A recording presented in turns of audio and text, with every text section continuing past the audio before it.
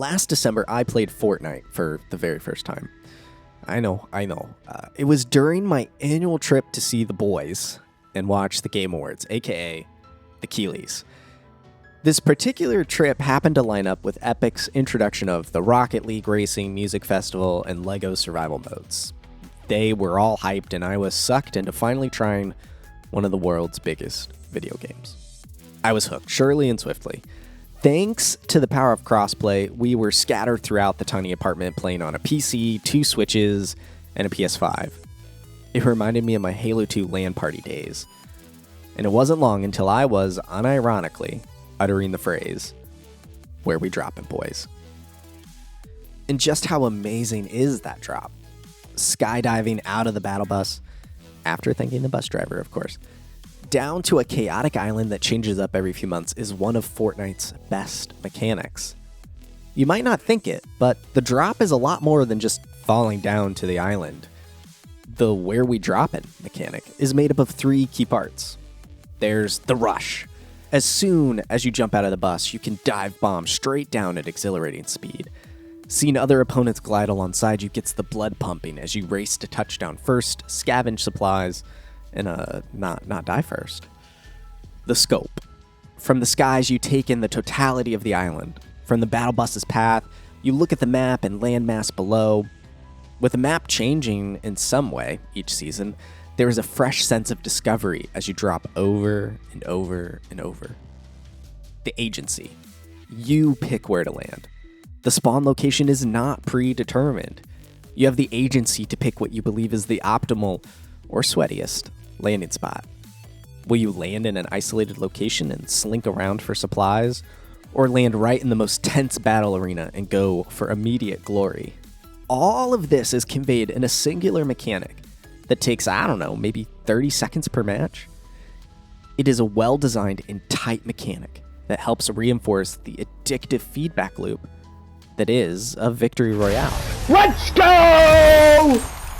Get out of here, Kratos! Come back to the shop!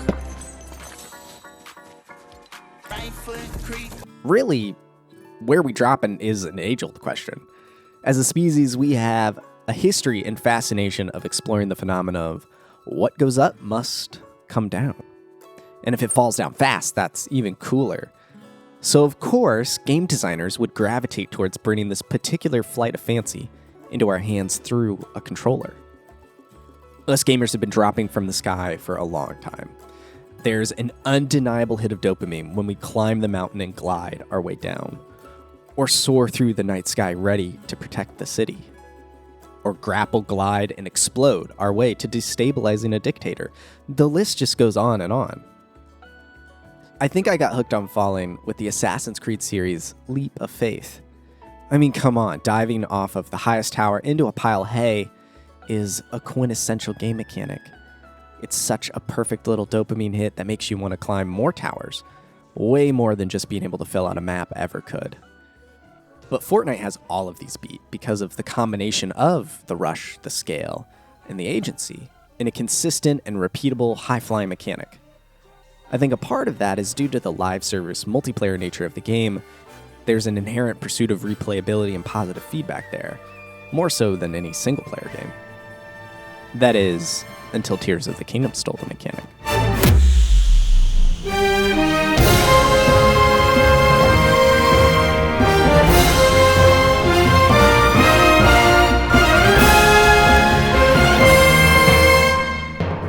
I just started Tears of the Kingdom for the very first time a few months ago. It originally came out right when we moved, and I just did not have time to play. And since I'm off social media and vigorously trained the YouTube algorithm to not show me Tears-related videos, I had no idea how players were going to go from land to sky. I had no clue there was an entire underground world. It's really cool stuff. Now, Zelda isn't new to a skydive mechanic. Skyward Sword, the precursor and father of Breath of the Wild and Tears of the Kingdom, gave players dominion over the skies first. But we were limited to dropping onto tiny islands or falling down into specific holes in the clouds and selecting which location to land at from a list.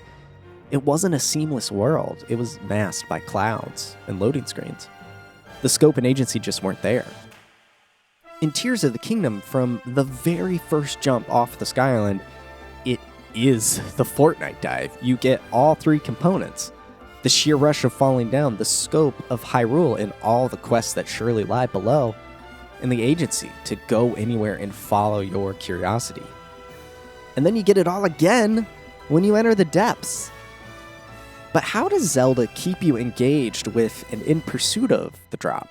How does it prompt you to ask, where we droppin', Link? With its own feedback loop and mechanics that all pour back into getting you airborne and falling. First up, we have 2 of the abilities, Recall and Ascend. Ascension is the easiest and most direct. Its purpose is to get you on top of buildings and mountains. It's a mesmerizing video gamey mechanic that always hits me as the solution to a problem, like a cartoon anvil. Duh, Ascend. Recall, on the other hand, ties into getting you skyward less directly. Recall allows you to temporarily reverse the flow of time on an object. All around the world, you might spot a rock just falling from the sky. Climb on top and recall the rock to ride it like an elevator back into the sky. These falling rocks act as a natural elevator that politely interrupts your exploration to ask, do you want to drop again? Abilities aren't the only way back into the skies, though. There are far more instrumental, structural means to getting airborne. I'm talking about Skyview Towers, baby. Think the towers from Assassin's Creed, but instead of jumping down into a pile of hay, you are launched skyward to scan a region and then be asked the glorious question once more. These air-cushioned launch pads blow Ubi Towers out of the water because the reward is a pure delight and an uber-satisfying mechanic that facilitates exploration, discovery, and spontaneity. Just like towers, chasms also litter the landscape with gloom bubbling up to the surface, their goopy glow in stark contrast with the landscape. These are inviting in a more buckle-up cowboy sort of way. The fall down into the depths is tense. It's almost all rush, with the scope and agency being modified a bit. You can't see all of the land below because of the all-engulfing darkness. Instead, the scope is expressed by the sheer size of the gaping hole and how rapid and wide the mouth of the chasms get. Agency is pretty much gone entirely, since you can't really choose where to land below. Like Skyward Sword's portals to the surface, these voids act more as portals into the depths. I think that's okay though, because 1, there are so many other opportunities for agency, and 2, because the depths are supposed to have an air of suspense and tension and dread about them. Removing the agency and dropping you into the unknown adds to that feeling. All of these mechanics and systems feed back into getting you airborne. Being airborne is just a means to an end, though. The real key to the feedback loop is to get you to poke and prod your curiosity, to look out over the thrilling, exciting, reactive world and follow that innate compulsion. The developer wants you to engage with the world. They want you to feel the rush, absorb the scope, and exercise your own agency. No matter if it's Epic or Nintendo, they're asking you where we droppin'. And it's up to you to answer that question.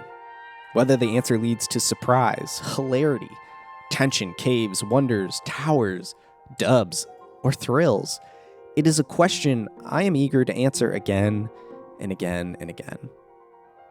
Now, where we droppin', boys?